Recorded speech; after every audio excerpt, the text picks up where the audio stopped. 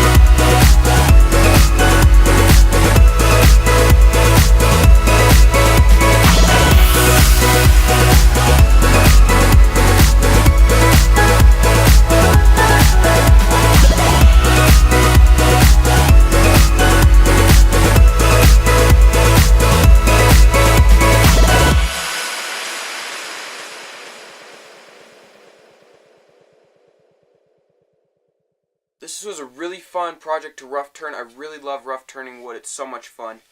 I've left it thick, and I'm going to seal this so that way I can let it dry out, and in about a year with this piece of wood I can come back and finish turning it after it dries out.